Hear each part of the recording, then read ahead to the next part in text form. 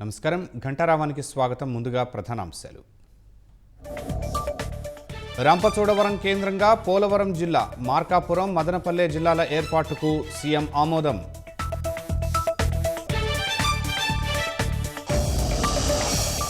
పరకామణి చోరీ కేసు విచారణలో భూమన పొంతనలేని సమాధానాలు, అరగంట పాటు ప్రశ్నించిన సిఐడి అధికారులు.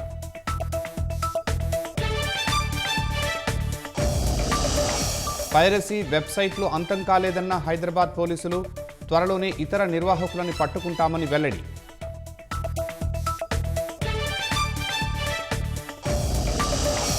అయోధ్య రామ మందిరంలో వైభవంగా ధ్వజారోహణం, రామభక్తుల సంకల్పం సిద్ధించిందన్న ప్రధాని మోదీ.